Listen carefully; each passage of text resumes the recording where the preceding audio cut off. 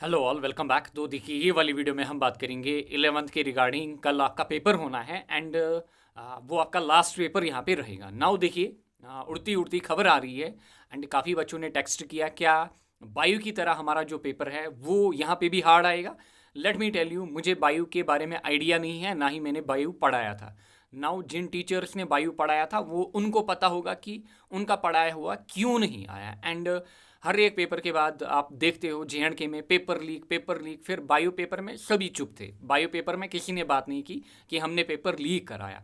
Now अगर मैं physics की बात करूं, जो मैंने पढ़ाया हुआ है, 15 वन शॉट्स पढ़ाए हैं, डेरिवेशन थ्योरी, देन लेक्चर्स के बीच में भी न्यूमेरिकल कराए हैं, फिर अलग 3 न्यूमेरिकल सेशन कराए हैं, फिर ऑब्जेक्टिव 2 सेशन कराए हैं। अगर आप उतना देख के जाओ, आई गारंटी यू आप इजीली पेपर में 70 आउट ऑफ 70 करके आओगे।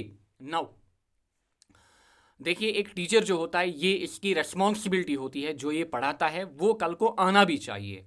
एंड जो मैंने पढ़ाया है, चाहे आपका 11th हो या फिर 12th हो, इवन 12th फिजिक्स जो है that is harder as compare to 11th in board की मैं बात कर रहा हूँ। एंड JNK में खाली मैंने 12th का पोर्शन कराया था एंड पूरा पेपर वहीं से आया। एंड हर साल पेपर बढ़िया आता है। मैं हमेशा बोलता हूँ कि 11th बोर्ड कुछ मामला ही नहीं है, हो जाएगा 1 मंथ में। बट 12th बोर्ड जो होता है दैट इज़ टाइम टेकिंग, 2 से 3 मंथ्स लग जाते हैं, स्पेशली फिजिक्स आपका हो गया। नाउ जब वो वाला पेपर हमने प्रिडिक्ट किया, जब वो वाला पेपर हमारे यहाँ से आया, तो 11th फिजिक्स तो कोई मामला ही नहीं है। सो आप टेंशन ना लें, जो हमने पढ़ाया है, जो हमने कराया है, पेपर जो है आपका वहीं से आएगा।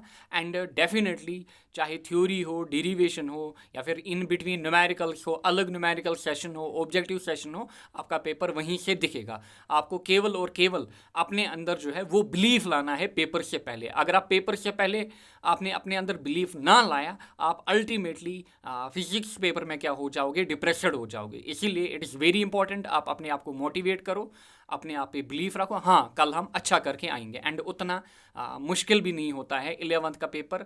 लेवल क्या होती है, अगर आपको चेक करना है, लास्ट 3 ईयर्स का पेपर उठाओ, वही लेवल होती है। सो यही बताना था आपको कि कोई टफ़र लेवल नहीं आ रही है, ना ही बायोलॉजी से टफ़र आएगा। पता नहीं बायोलॉजी में क्या आया था, वो उन टीचर्स को पता होगा। नाउ इसीलिए आप क्या रहिए, आप शांत रहिए एंड अपने ऊपर बिलीफ रखिए। जो भी आपने पढ़ा है डेफिनेटली आपको वहाँ पे याद आएगा। मे बी डेरिवेशन वाला पार्ट आप भूल रहे होंगे, आपको डेफिनेटली वहाँ पे याद आएगा। एंड जितनी 11th में पूरी डेरिवेशंस है ना, आपको 12th में पहले 2 यूनिट में या फिर 1 यूनिट में उतनी डेरिवेशंस मिलेंगी।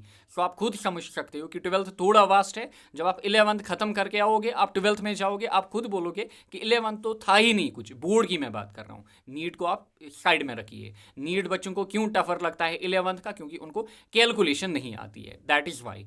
सो यही इंपॉर्टेंट अपडेट है आपके लिए कि आप कल डेफिनेटली अच्छा करके आओगे। कोई हार्ड या टफर पेपर नहीं होगा, जैसे लेवल आ रही है लास्ट 3 ईयर से वही लेवल रहेगी। Thank you all.